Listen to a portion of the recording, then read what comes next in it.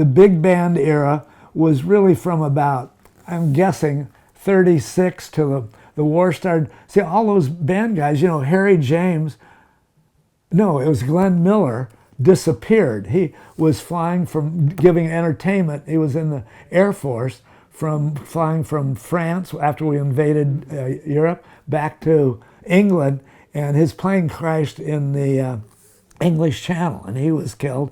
And Harry James and all those big band guys were in the military, and a lot of the movie stars were too as well. So there was a dance hall in Balboa, right where the pier is, and the ballroom in Laguna. And so the way they worked it, they only played there on the weekends in the summertime. It wasn't in the winter. And they would be on tour. When I went to college, they would come to college towns and play in the gymnasiums. And they'd play in the Civic Auditorium in Pasadena.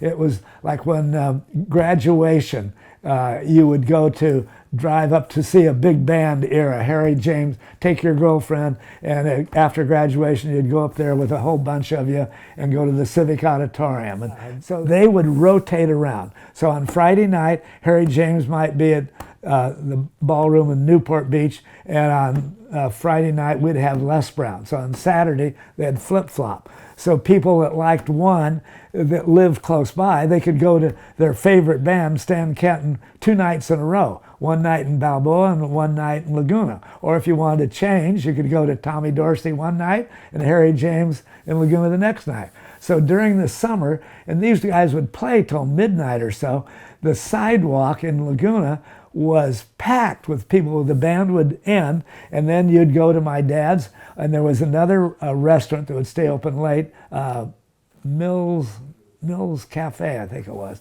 And so it was, the thing was to have breakfast. You didn't have hamburgers, always to have ham and eggs or bacon and eggs at midnight, and then you'd go home after that. But I mean, you got huge crowds. I mean, thousands of people, and ones that didn't go, especially at Balboa, because it was bigger than the one at Laguna.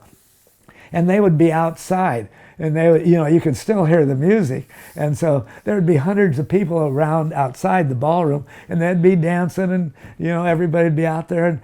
But it was an amazing time, and it was so much fun. I just used to tell my mom, well, the greatest thing was living in Laguna at that era.